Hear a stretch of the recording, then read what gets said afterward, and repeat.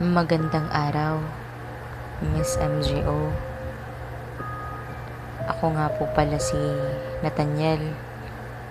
Ang ibabahagi kong kwento ay patungkol sa kaluluwang hindi matahimik.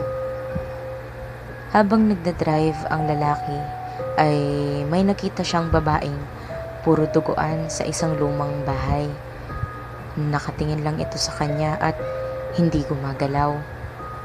Nagtuloy-tuloy pa rin siya sa pagmamaneho, pero nagulat siya nang nasa harapan na ito ng sasakyan niya. Nakaramdam naman siya ng takot at napatigil sa pagmamaneho. May hawak itong stop toy at baseball bat na puro duguan. Nakatingin lang ito sa kanya at nagulat na lang siyang biglang may tumunog sa kotse niya sa likuran.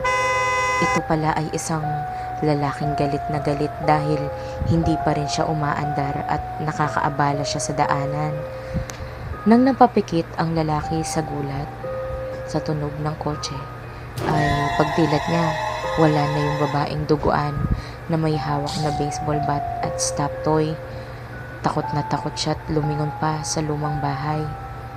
Lumingon sa kapaligiran. Nagsimula na nga siyang magpaandar ng sasakyan nung araw na iyon. Napagdesisyonan niyang hindi na dumaan roon simula nung nangyari yun sa kanya. Dahil na rin siguro sa takot. Ang sabi ng ibang dumaraan doon ay nakikita din daw nila yung babaeng may hawak na baseball bat at manika na puro duguan. Masama raw ang tingin nito sa kanila.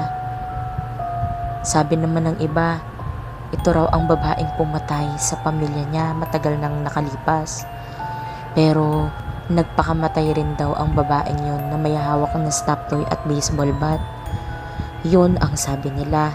Pero bakit nga ba ginawa ng babaeng yun sa pamilya niya? Ano bang dahilan kung bakit niya ito nagawa?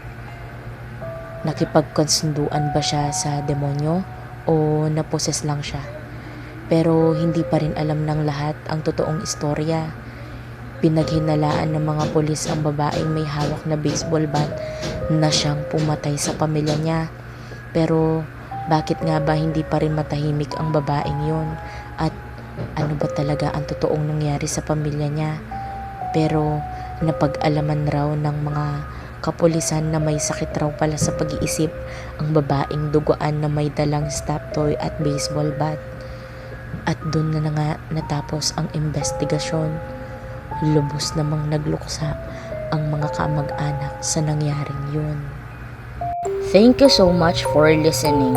Don't forget to like, subscribe, and click the notification bell and follow our FB page.